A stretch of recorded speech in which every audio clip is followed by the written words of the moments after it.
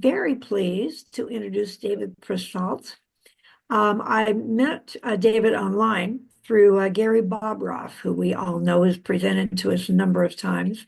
So I'm just so appreciate you being here, David. Thank you. David is a Canadian Jungian analyst with a rich background in the arts. After a 20-year career as a professional dancer and choreographer, during which he founded and led his own dance company, he transitioned into the field of analytical psychology. He completed his training at the Ontario Association of Jungian Analysts in 2012. In his private practice, he helps individuals confront and integrate unconscious aspects of their personality, infusing new energy and possibilities into their lives. His approach draws from his extensive experience in the arts and deep commitment to personal growth. His fields of interest include art, finding one's creative nature, the individuation process as an embodied and lived reality, and the exploration and interpretation of dreams. And David will be having a class coming up in December. So thank you so much for coming. Welcome. Thank you, Mary Grace. Thank you, Eugenia. Thank you for inviting me to talk about this workshop and also just being part of this, what I'm witnessing, quite a warm community. And so I'm so glad that I was able to just be here for the first hour and see how supportive this community is. I think that's quite phenomenal to see that and witness that. I think the more of this kind of connection is so important, and to have that exist as much as possible. I'm going to talk. I'm going to talk first a little bit about myself. About what's gotten me here as a Jungian analyst, and I'll talk about the program that I'm going to offer. And then also, I'd like to keep it open for all of you, to interject or to say something, or if you have questions. I want to keep it a little bit informal in the sense that, yes, I'm going to present this workshop, but I want it to be, if you have a burning question right now that can't wait about Jungian psychology, and maybe I can answer the question in not too long of a time, that would be great. That'd be delightful to keep this alive and interactive and not just a one-way thing. So that's what I suggest to you all. To begin, I'm kind of a different sort of analyst just because of where I come from, in the sense that I came to training as an analyst after many years of being an artist, and a particular kind of artist, because contemporary dance is, it's the fringe of the arts. And so for some reason, very young, actually at about 10, I was about 10 years old, and my parents would do, the occasional party, and I would find myself dancing and enjoying it. And back then, in the 70s, Saturday Night Fever and John Travolta were like the thing. And one Sunday morning, there was an ad in the papers, dance like John Travolta and Saturday Night Fever. And I was like, I want to do this. To my parents, this is what I want to do. And, I had been taking a guitar lesson. I'd been doing, guitar lessons for about a year. Now, I don't come from an artistic family at all. We were more into sports than art. And so my mom drove me to my first dance lesson. And, it was here in terms of subways, I had to take a bus, then 20 subway stations, and then another bus to get to the dance class. And my mom drove me there to first class and she said, now, I'm not going to do this every Saturday. I'll pay for it. But if you like this, know that I'm not going to travel this far. So anyway, I went to this first dance class and, I stepped in there and really, I was kind of like in another world. And then I had this teacher and I was like, oh my God, she's so beautiful. And everyone here is so alive. And not that I did very well in the class, not at all, but I just fell in love. And that love has lasted a very long time. Because, I went to class and then all through high school, did dance classes pretty much every night of the week after high school, and went there on my own. And my parents, well, their gift to me is they never got in the way. They didn't really encourage me. They didn't really get me, but they went, okay, well, you want to dance? Well, and so this just continued. And I'm originally from Montreal. I kind of did that for a long time and then moved to Toronto because I wanted to train in what's called Toronto Dance Theatre. And there they did Martha Graham. I don't know if some of you know Martha Graham. She's an American pioneer of modern dance.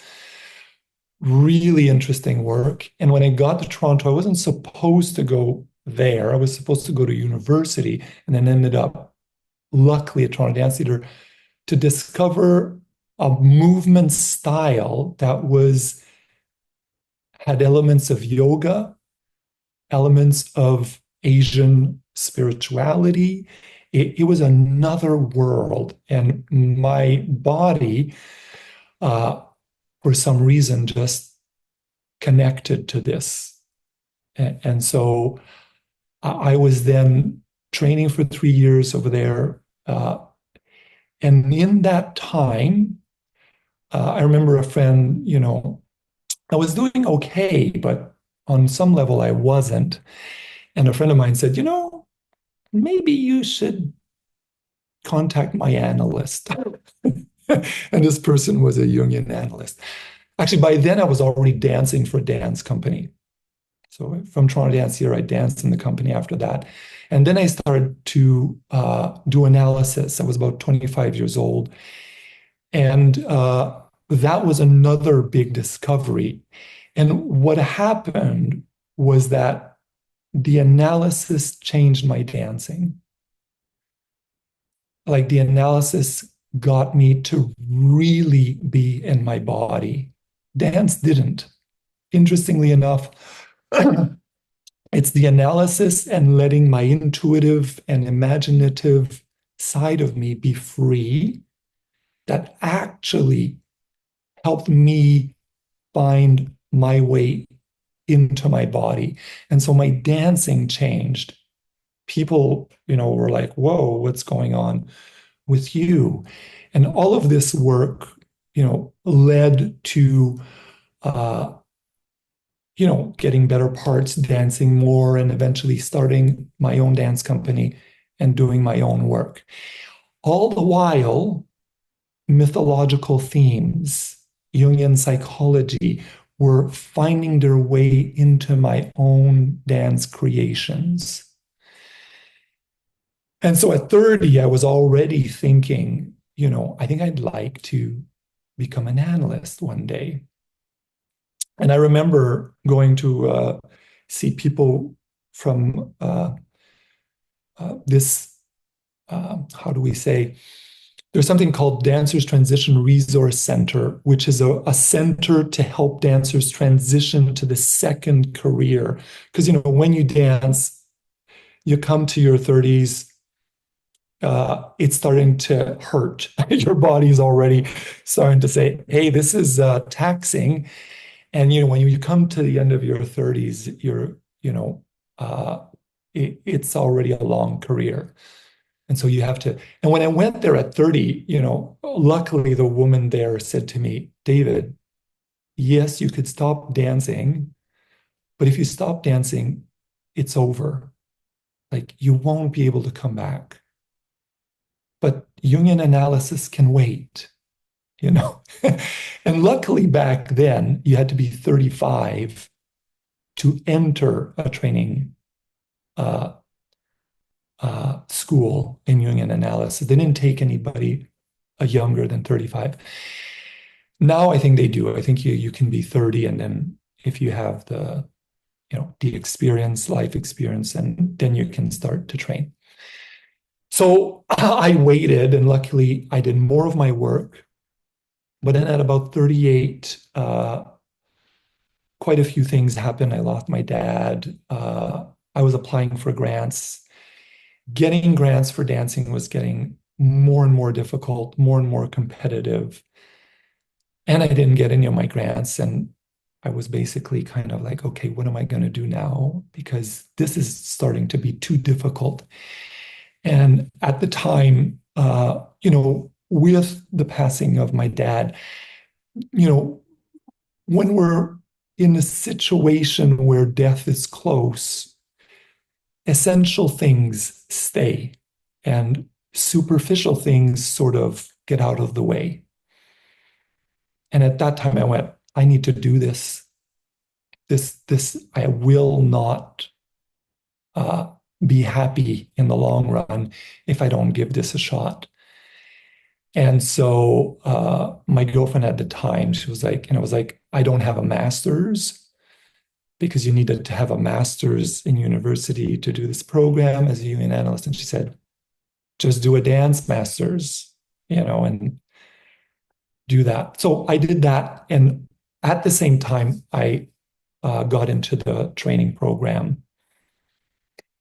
And so, when I got there, what's interesting is that many people were like, whoa, you're a dancer and you're here. There were doctors, psychotherapists, aspiring psychotherapists, nurses. There were different people all working in the helping professions. And here I was, an ex-dancer. What was interesting, and which I didn't know, was that I was a fish in water. It was so easy for me to work this material because I didn't know, but I was always in it. Because when you're dancing, you're constantly working with the unconscious. You're working with people all the time. It's full of eros in the sense that you're always connecting. You're connecting to music. You're connecting to the choreographer. You're dancing with other people. You have to connect to an idea. And so you have to put yourself in the service of something. When you're working as an analyst, well, you have to be at service to someone. You have to be open to someone. But also, you have to be open to the intuitive aspect, the imaginative side. And I had already been doing that as a dancer. And, as a dancer, it looks like this in contemporary dance. You come into the room, and then you have the choreographer, and the choreographer, usually we don't have everything planned. We create in the room, in the studio, what comes up, you go for it. So let's say the choreographer comes in and says, okay, I have this idea, and okay, the men will be, the lions, and the women, you're going to be the lionesses. Ready, go. We're all on our hands and knees and we're in the movement. Suddenly, we're all, lions and lionesses. So we embody our imagination. We have to go past any sort of like, What is this going to look like? Am I okay with this? Do I have the right dance wear? No, no, no, no, no, no, no, no. There's no time for that. You're on your knees and let your instincts take over now. And this to me is a lived experience that I find in analysis is very difficult to come to. And for some reason, luckily for my experience, I know this. I was kind of familiar. And so archetype is, as maybe a lot of you know, it's not just an idea. We know archetype by experiencing things. We know archetypal energies by lived experience. And when our body's involved, or when we draw something of our dreams, we're inviting the archetype to be lived.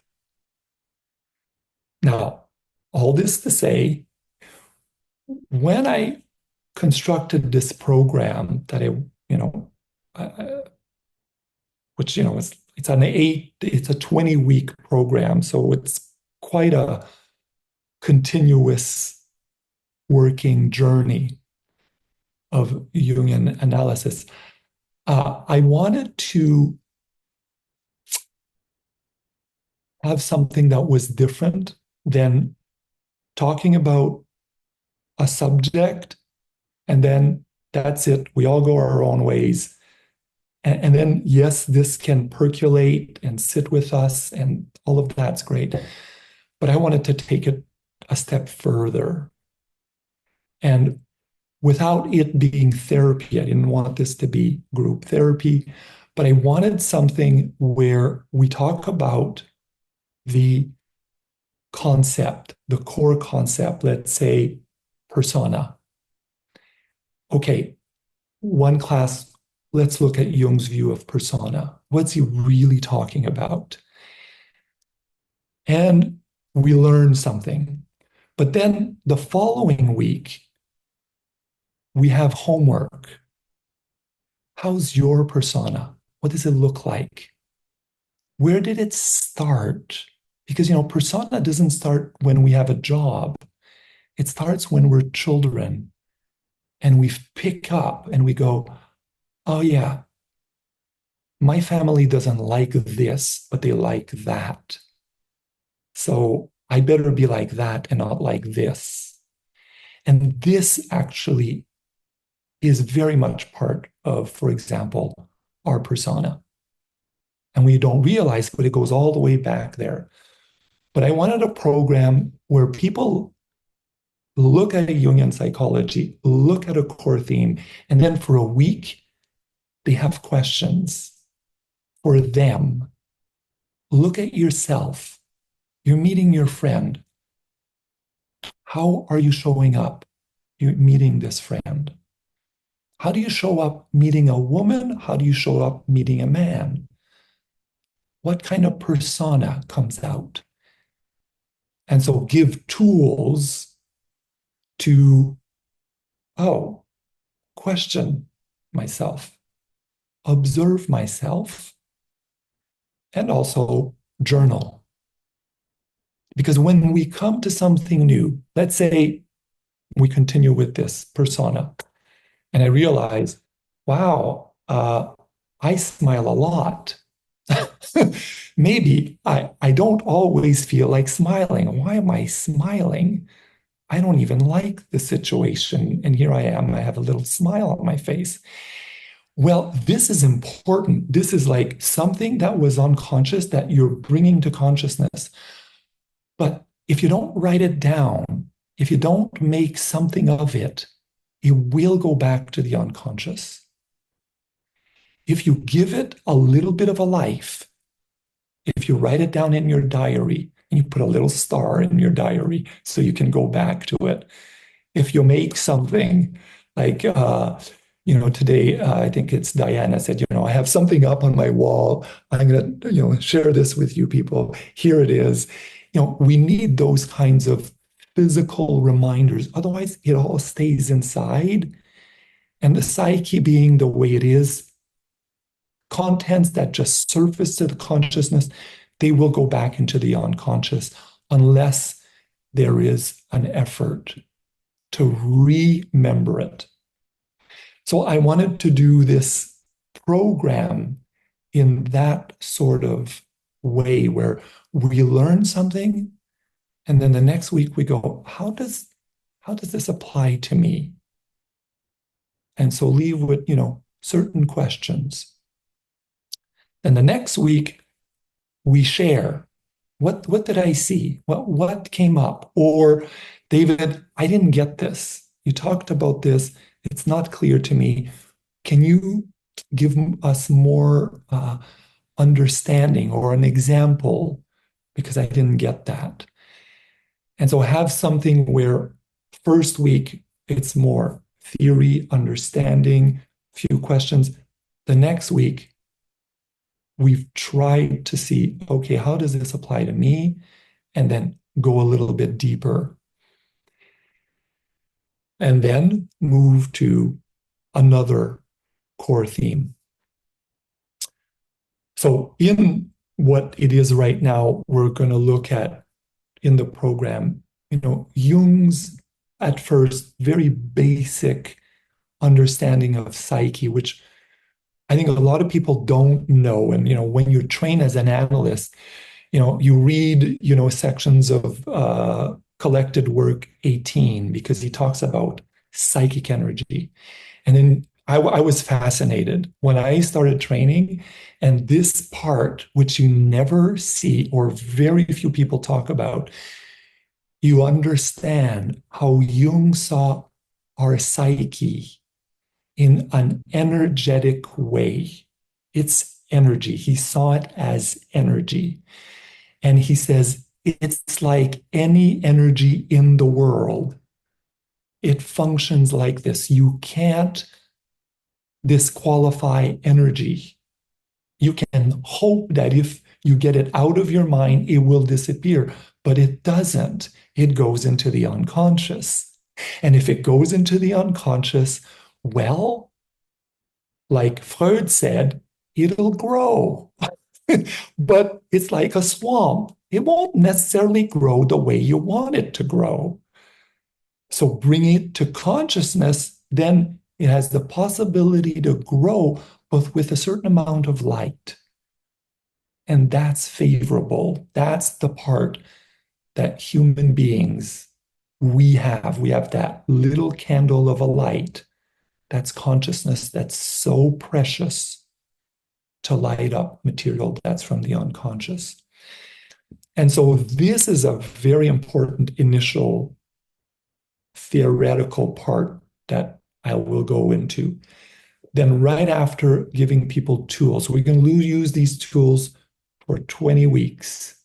So here's, okay, I'm journaling. Okay, how to journal with your dreams, with your thoughts, so that things can be, you can go back to it and kind of go, okay, that's my dream. That's what I experienced emotionally in my day. These are my thoughts and reflections, very much like Jung did, and kind of journal this way. Then we're going to look at typology. We talk about typology. Am I introvert? Am I an extrovert? Am I a feeling type? And start to understand these things because they're so important. If I'm an introvert, and I am, but I'm not living, I haven't constructed a life of an introvert, well, I'm not doing myself any favors. Like living the life of your typology, constructing your life of your typology is going to give you energy. It's going to help in terms of how you move and you go, okay, now I need to go back home. And your home is the place that will honor whether you're an introvert or an extrovert. So it's taking these things, and bringing them just a little further. We look at mother and father complex. We have no choice. We got to go there. What are we talking about when we talk about mother complex? What are we talking about when we talk about father complex? They're different and they live differently in us, but there's all kinds of things in there that are quite valuable because any step that we're going to make into the world that's different than how we were brought up, our complexes will show up. Mother and father complex exist because there's a child. If there's no child, mother and father complex, well, they don't take so much space anymore. Every time we do something in life that is new, different, and hopefully who we are, our complexes are going to have resistance to that. They're going to bring up fears. No, you don't. You're not going to become a painter. Who do you think you are? These complexes will come up, but to know that they will come up and still do the thing we want to do, not letting them stop us. Important stuff to know. These complexes, they can be favorable, but they also will come in the way of our becoming. Persona, I talked a little bit about persona. Feeling emotions, complexes, differentiating. Feelings are different than emotions. Complexes, wow, that's a whole world of its own. We look at that. The shadow, doing shadow work. A lot of people talk about shadow work in today's world and on social media. However, I find that the notion of shadow is often misunderstood. Uh, Jung's version of the shadow is essentially first, you got to know your conscious point of view. If you know your conscious point of view, yes, then you're probably going to see shadow. Shadow is not necessarily bad, it's part of the person. It's bad in our fears of it. We're afraid of it. It's bad because we grew up in families that said this is good and this is bad, so it becomes shadow. It's bad because of the culture that we're in. I'm a Quebecer, French Canadian from Quebec. One layer is, well, we were colonized by the English. And so there's a saying in French that says, né pour un petit pain, born for a little piece of bread. Every Quebecer knows this, but it's internalized. That becomes shadow. If I'm too ambitious, wow, I'm really going outside of, you're born for a little piece of bread. That will show up as shadow. So it's not necessarily bad, but there's a little bit of a side of a transgression to the status quo of the conscious point of view. But we need to transgress. The child needs to eventually move to adolescence. The adolescent needs to transgress the parents to have its own identity to maybe become an adult. We have to transgress to love. If we're going to love, yes, we're going to disappoint people. People won't understand, but we have to take a chance to love. We need to have a side of transgression. Our shadow can help there. Masculine and feminine. We're all masculine and feminine. What we see, what we are in our totality is both masculine and feminine. Animus and anima. Looking at this with a little bit more depth and compassion, understanding and acceptance. potential uniting these parts of us. We have to talk about this. Eros, love, love for someone else, love for our children, love for our parents, but also love in the activity that's us. I was very fortunate that at 10 years old, the Eros was dancing. And I just, for some reason, went, yes, dancing. I still mourn dance. At 57 years old, I'm still mourning dance because it's a love. And anytime we love, we're going to have to mourn. And we need to mourn because that's the way that our heart will open to more love. And so knowing, learning about Eros, the way Jung talks about it, like he says late in his life, when he says, after a whole life of reflection, I see the value of reflection. But he says, however, there is another part of life that is wider and deeper. And now, late in my life, I recognize that Eros is of fundamental importance, if not more important than reflection.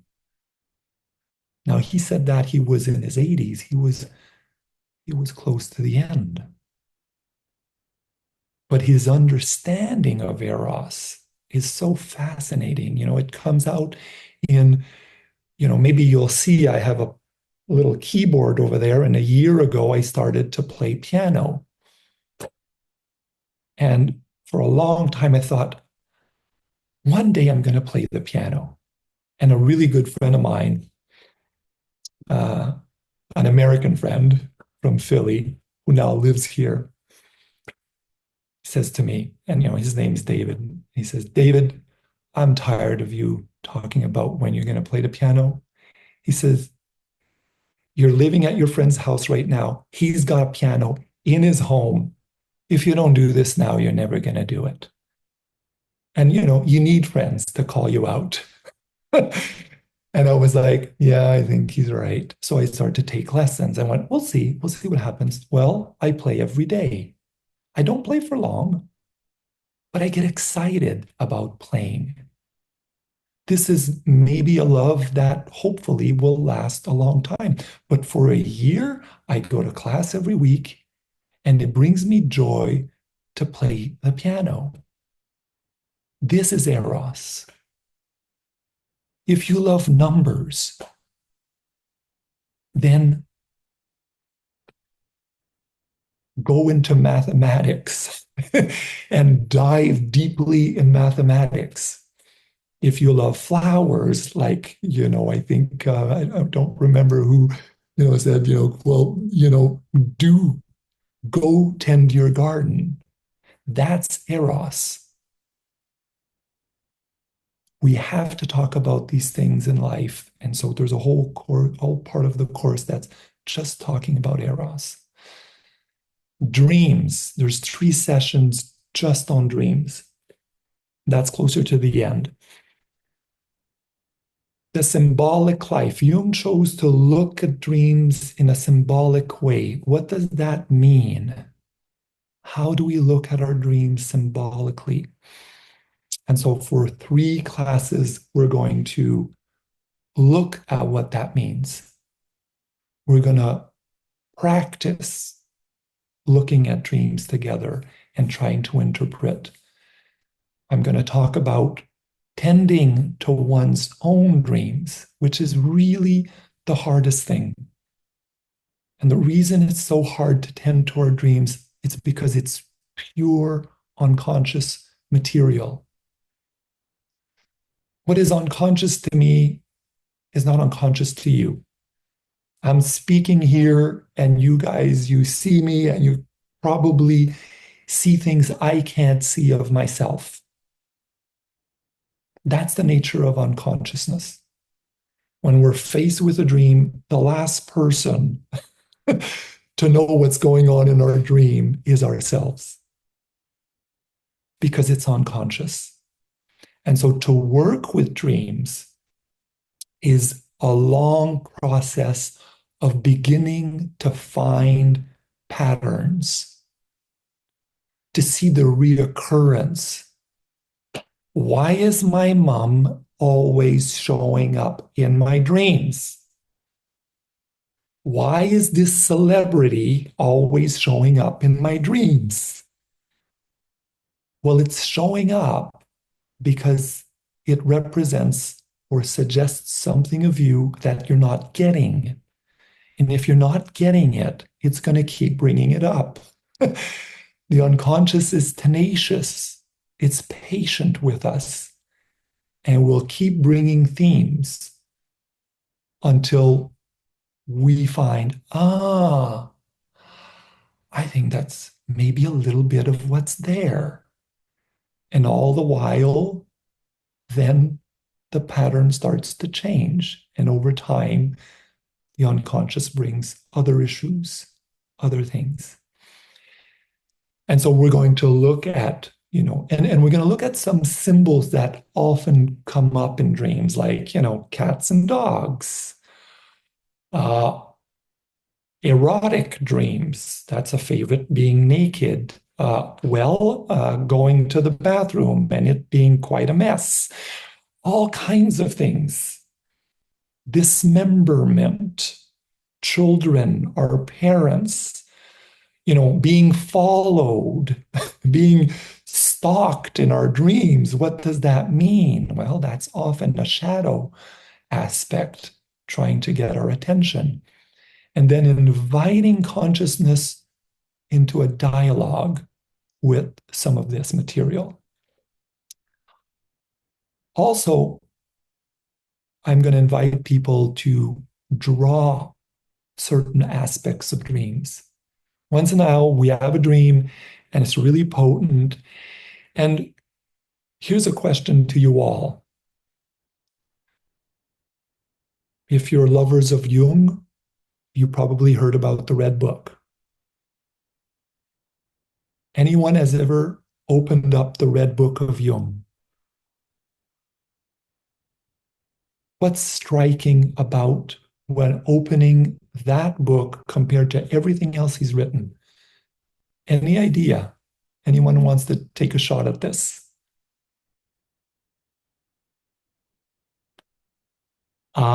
Sarah. Well, the images are just mind-blowing. I mean, even before I read the book, I just looked at the images over and over again, and you can just meditate on one of them for days and weeks, and I think that's the most striking difference. Very And good. obviously his reflections on those. But it's the images. That's what's striking. It's exactly it. I mean, you don't get that in the collected works. And this is his work with himself. The Red Book is, his most intimate relationship to his work with inner world. And what is it? Wow, these images. And what are these images? They come from his unconscious, and he went, I need to draw this. And I need to send the message to the unconscious. I get you. I'm with you here. And here it is. I'm going to put all of my effort into making you as real as possible in drawing these images. And so that's something I also want to bring into the program and say, hey, you have a dream, there's a striking image, draw it. Draw the image, keep it with you. And then finally, at the very end, I'll talk about individuation and the self, which is a little bit of, putting all these little pieces that we've looked at together. And so this program is open to people who are new to Jung, people who are, want to have an overview of this work, want to learn a little bit more, but also people who want to go, okay, I want to do something that is a little bit more hands-on. I want to do experiential work with it myself. David, I just need to let you know that you've got a little over 5 minutes left. Well, I'm pretty much done. The program starts in June, I think June 9th, I believe, and goes until no, January to June. January 9th to June, I think the 19th. I think it's every Thursday night. And Or it begins in January. yeah, begins in January. Yes. And Okay. I think Gary said, the early bird registration is until Sunday, this coming Sunday. So, And I'll send out the information about it by email so that people have it in front of them that way also. okay. So this Thanks. is a Zoom. It's an online, yes. Oh, I never Yeah. got that. So, and there will be recordings of every class. So people, if they can't attend the class, you can still watch the recording of it. There will also be a PDF. So after every class, you'll receive, so you don't have to take notes. And, there's a quote that you like, you're going to receive also a PDF that follows all the things that you learned that at the end, you can also go back to.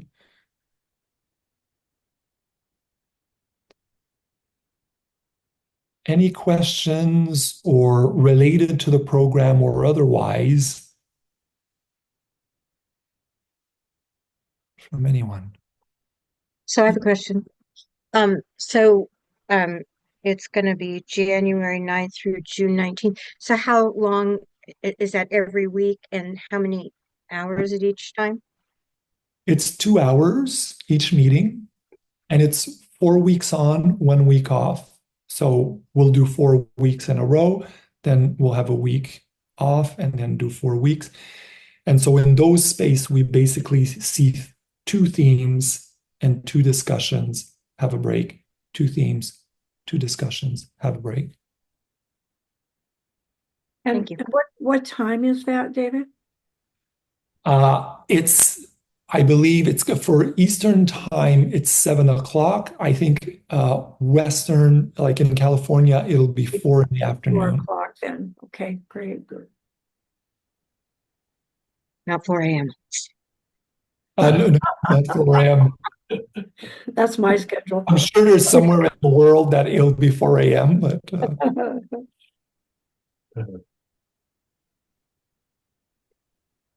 I just thoroughly enjoyed your presentation, David. Sam and I were commenting throughout it how I don't know how to express it, how incredibly connected that we felt to you as a person. I said, now this is a person I would feel very safe being very vulnerable and open with. I thought you were so open and available. What a gift. I just so appreciated your presentation. Thank thank you. Thank you for wow, just being who you are, I think. Yeah, thank you so much. I might add, yeah, you embody the concepts, Yeah. and that's you just are those things. Thank you. It's quite flattering. Thank you. I didn't mean to interrupt if there's other comments or questions there. I see Sarah has her hand up. Sarah. Um, I too wanted to say, David, that I really enjoyed the way that you gave us a brief overview of these Jungian concepts, but you did it in language that was really easy to understand. Um, And I also really appreciated what you said about that contents that surface from the unconscious go back into the unconscious unless we do something with them. Um, I think I always I work with people on dreams, and I always tell them that you've got to do something afterwards. It's great that you wrote it down. It's great that you worked on it, but you've got to do something. That the ego has to get involved, otherwise it's just gonna go down. And it's like doing something grounds it in the consciousness, and I think that's so important. And you said it so eloquently, so thank you. I really appreciate it. Thank you. Thank you. And Ruth has her hand up. That was really a very special presentation, David. My question is, how many people do you anticipate will be involved, and will there be opportunity for individual participation? Or does that depend upon the quantity of people who sign up? Good question, Ruth. We don't know.